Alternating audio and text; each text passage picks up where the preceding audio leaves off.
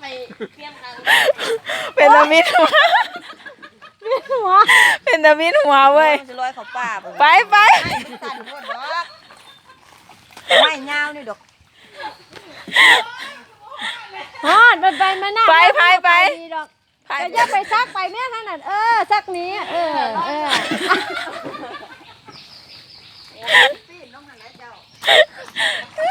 ซุกกันแม่ซุกกันแม่ซุก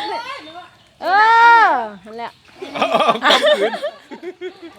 ซัดไปเอาเนี่ย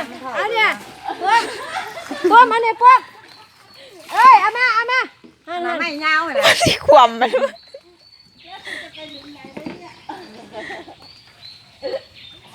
ซุกบะเนี่ยเท่าไปนี่ มึงไปสั่นมึงก็เท่าเอาเลย เอา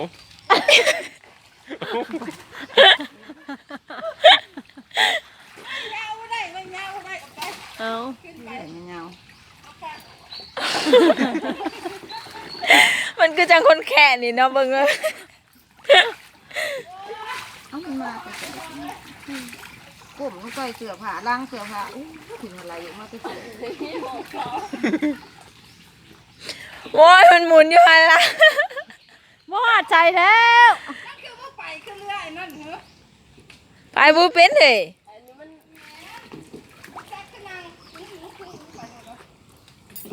เขาก็ยันทั้งไทยดอกยันไทย เด็ก เมื่อไหร่มันก็ไปกันน่ะ กระสอบอีหยังค่ะ สอบอัน ขยะ ขวดพวกนั้นแหละทอดไม่ลอยไปเบิ้ลเลยบอกจักไปทางไหนเบิ้ล หมุนไปอยังงั้นแหละ อยู่ในบักอันลูกอันเจ๊งให้มันลอยหนี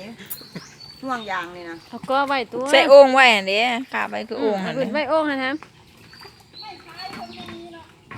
มีเห็นแล้วพอแซ่บอร่อยไม่ได้แจ้งใส่ยันหัวแดงมันก็เหลืองคือทองคำอีเดียนี่เราใส่อยู่นะเนี่ยผมบอกเราใส่ กระต้าวไปทั้งพูนซะก่อนแล้วเนาะ ขึ้นอีดีได้หัว สีแดงมันขึ้นเลย เนี่ยอีดีพอยี่พ่อกระแดงบอกที่หัวเราหรือหัวเป็นของนาทัดหัวอีหยัง อันนี้พอใส่บ่เคยเห็นเราใส่เลย เนี่ยมาใส่สากเรามาอยู่สงนะท่านเลย ร่ำรวยเนาะเป็นศิลป์ เลย เดี๋ยวร่ำรวย ไปเถอะ